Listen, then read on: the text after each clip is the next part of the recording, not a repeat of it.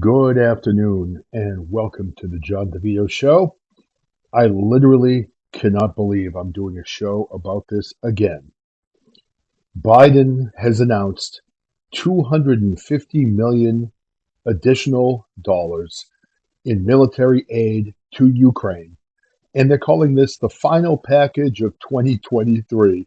It's good to know we only have a few days left in the year, and he's not going to be sending another 500 million before January 1st. So the Biden administration Wednesday announced a $250 million assistance package for Ukraine. So how much are we going to give them? That's my question. We have a problem at the border like we have never seen in our lifetime. We are literally living through an invasion of the United States of America at the southern border. There are another 15,000 migrants heading towards the border in a migrant caravan as we speak. We have homeless people all over this country living in tents. There are tent cities in many of the major liberal cities across the country. We have people who are addicted to drugs like we've never experienced in our lifetime. The United States of America is hurting. We are hurting. Inflation is at an all time high under Biden. Regular families can't make ends meet. Our country is a shell of itself at this point. If you don't think one president can make a difference in the history of a country, take a look at the last 3 years where Joe Biden has been the president of the United States. He has literally come close to completely destroying everything that our founding fathers have worked for and the American people have built over the last few hundred years. So far, the United States has sent $44 billion in security to Ukraine. 44 billion. Now, all of the other partners in the world have committed 37 billion. So, explain it to me. Explain it to me why we are sending this kind of money overseas. It is absolutely criminal. This is the biggest disgrace that I've seen in the history of our country. Now, does that mean I don't feel for the people in Ukraine? It does not. Does that mean that I support Russia? It does not. But what I do support is for once with this administration and once for the people in government that are ruling this country to once care about the American people and put us first before you put every other country in the world before us. Let's assume for a second that all the money that's being sent to Ukraine is legitimate. There's a war. They need $44 billion from the United States of America in order to fight off this Russian enemy, this Russian tyrant. Okay? Still, I have a problem with us getting involved in every conflict in the world and decimating the finances of our country to protect a place like Ukraine. When is the United States of America going to keep their nose out? When is the United States of America going to worry about business at home that we have to deal with in this country on a daily basis? Because right now, we are doing nothing to improve the lives of the Americans in this country that are struggling right now.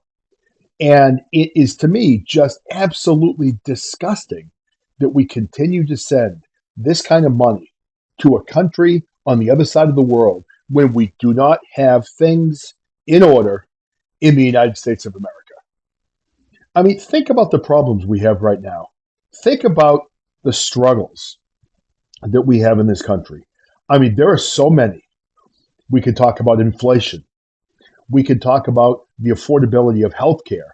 Now, I can speak to this myself a little bit, where I have a father who has dementia and Alzheimer's, and we are currently paying $11,400 a month to have him in a facility that's taking care of his needs. Healthcare, it's extremely expensive. People have to pay for it. The coverage isn't great, but we're doing nothing to address that in our country. Let's talk about the addiction to drugs in this country. We have a drug epidemic in this country like we've never seen. People being addicted to opioids, people being addicted to heroin, people dying from fentanyl that's on the street. How about violence in America? Now, a lot of people are going to be very quick to point out gun violence, but I think it's a step further than that. The guns are not the problem. And I know some people are going to disagree with me, but I have guns in my house. My guns have yet to wake up in the morning, load themselves, walk out of the house, and go out and kill people. The guns are not the problem. There are many different ways in which people can kill in our society, and guns are only one of them. Let's talk about the mental health issue that we have in this country. There are no services. Now, I'm going to go back to my same father right now. My father, who has Alzheimer's and dementia, and it's pretty advanced, is dealing with a lot of mental health issues. That's part of the disease. That's part of Alzheimer's. So my father spent a month in Jerry Psychiatric. Now he's back in the hospital again. He's going to be spending more time in Jerry Psychiatric. But my father's been in the hospital for over a week now, right through the Christmas holiday, and he hasn't been able to get into a Jerry Psych unit because there aren't enough beds for the amount of people that they need. Now, for general psychiatry, there are not enough mental health hospitals to help the people that are suffering from mental illness. So many of them are living on the streets. Many of them are committing crimes. Many of these people, like the Maine gunman in relation to the Lewiston, Maine shooting, was hearing voices telling him to kill people. He tried to get help. He could not get help. The Sandy Hook shooter down in Connecticut that killed all of those beautiful young children. His mother had tried for years to get him mental health assistance without luck. And he went on a shooting rampage, killing dozens of little children, which is horrific to think about. So we have so many things that are a problem. How about with our own government? Anti-corruption and transparency, right? Again, we hear all the bullshit about climate and the environment. I don't believe climate for a second. I believe it's all part of the plan for the World Economic Forum. But combating drugs and crime, countering terrorism. Now, we talked earlier about the illegal migrants, as they call them. I'm sorry, but to me, they're illegal aliens that are coming into this country. Do we all remember September 11th? Do we all remember what happened that day? How about countering terrorism? We're seeing the Palestinians that are in this country protesting against Israel. They are anti Semitic and they are, many of them, supporting Hamas. How about countering terrorism and doing something to stop this proliferation of violence in this country based on these terrorists who are now living freely in the United States of America?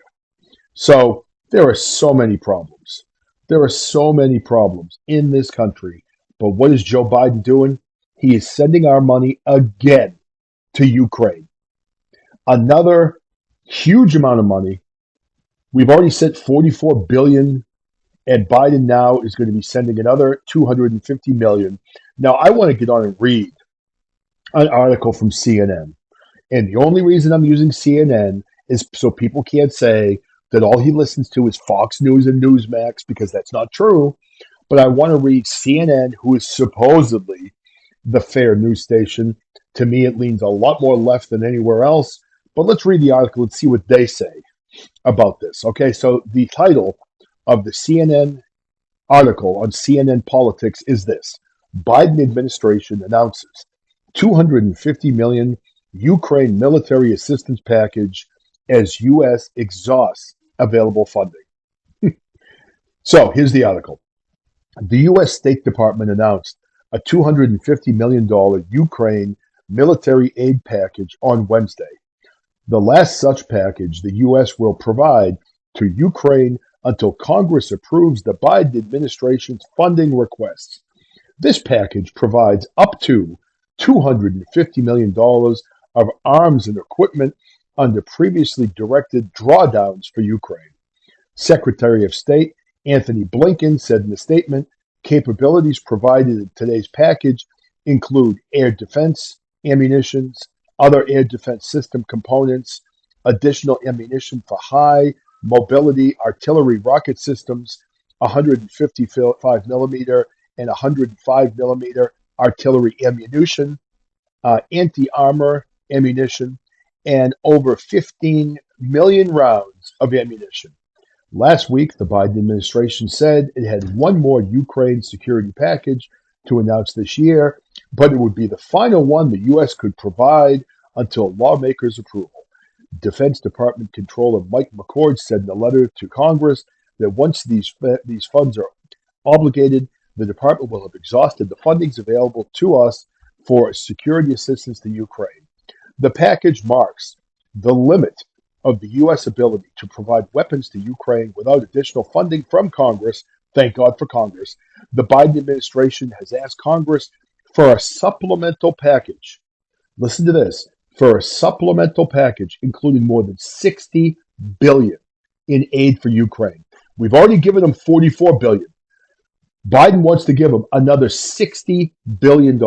That is $100 billion for Ukraine when we have people in this country living in tents, living in the streets, people that are homeless, people that have mental illness, veterans who are homeless, people who can't afford to feed their families. We have people addicted to drugs. We have all of these problems in the United States of America. And this demented jackass wants to send another $60 billion, don't want to shortchange them, $60 billion in aid for Ukraine when we already given them $44 billion. So back to the article. But the legislation is currently stalled as negotiators try to find a compromise on border security and immigration policy, key Republican demands as part of any deal. So, in order to get the $60 billion off to Ukraine, so Biden can funnel this through the different ways of laundering money back into Hunter's pocket and back into his pocket, he's got to decide to stop letting 15 to 20,000 people into the country every day that are illegal citizens who could be terrorists, could be murderers, could be drug dealers, could be sex traffickers. We don't know who the hell these people are, but how dare the Republicans actually ask for that? And honestly, I don't think I trust most of the Republicans either. Many of these rhinos are part of the uniparty that really have no interest in preserving the United States of America. They're all part of the globalist agenda that we've talked about, from Klaus Schwab, George Soros, the World Economic Forum, etc. So let's get back into the article. The administration has repeatedly warned that its ability to provide aid to Ukraine was rapidly dwindling, forcing the Pentagon to stretch what little money it had left into smaller aid packages. It is imperative that Congress acts swiftly as soon as possible to advance our national security interests by helping Ukraine defend itself and secure its future, Blinken said. Isn't that nice? Isn't that special? They're all worried about us, making sure that Ukraine has a bright future. I don't know about all of you, but that makes me feel warm and fuzzy inside. It makes me happy. It makes me feel good. I think I'm going to go grab some hot cocoa and just warm up thinking about how wonderful this is. I guess my question is this, something that maybe as an American, I don't know, maybe I should be asking this, but what about the fucking United States of America? Do we matter anymore? Do the people in this country matter? Do the American citizens matter, or do none of us matter? I mean, again, this country was supposed to be founded for the people. We are supposed to have a government that's run for the people, by the people. Our government has been hijacked by criminals. They've been hijacked by extremists. And that is shown very clearly when we are looking to send a total of $100 billion to Ukraine when our country is falling apart at the seams. It's criminal. It's treasonous. Joe Biden is a traitor. And I don't understand how nobody in this country is standing up for Americans. You have little people like me, podcasters, small-time people that are getting on and talking about these type of things, when really the mainstream media are throwing nothing but propaganda at us all day and all night, because they're in the pockets of these people that are profiting off of this war. It is disgusting. It is disgraceful. So that's where we are, America. The money just keeps flowing out of the country. It keeps flowing to Ukraine. And Joe Biden, the liberal left communist traitors, don't give a damn about any of us. And I can't imagine how there is anyone in this country that has an IQ over 60 that believes that Joe Biden should be president. But again, we all know what's going on. Colorado left Trump off the ballot. They've indicted him 4 times. They've impeached him twice. The only man that's standing up against this swamp, against this criminal activity, is the one man they have done everything in their ability to stop, to discredit, to put in prison, to prevent from running for president. And in my mind, if all of these measures fail, what's left? I hope to God it doesn't happen, but is it really out of the realm of possibility to think that these evil dictators will not try to end Donald Trump if he moves forward? Let's face it, everybody, the United States of America is dead. It is dead at this point. It needs to be resurrected. There's one person I believe that can resurrect it, but if that person is not back in office, it doesn't matter who it is, because the majority of them, even the Republicans, Haley, that fat piece of shit, Christie, you look at DeSantis, they're all the same. They're rhinos. They're part of the matrix. None of them give a damn about us. The new Speaker of the House, Johnson, he's full of shit. Really, no one, none of them care about us. They're all part of the same game, and they're all part of the same group. And I get bad news for all of you listening to me. If you're listening to my voice, you're not part of that group. You are not one of them. So get used to it. So that's it for this episode of the John DeVito Show. I was going to get on and do a podcast about something else, but when I saw that dementia Joe Biden is given another $250 million just to tide things over to the end of the fiscal year, which is what, 5 or 6 days away. Good for him. Good for him. I'm sure there are a lot of homeless people in this country that could benefit from that $250 million. He is such a worthless jackass.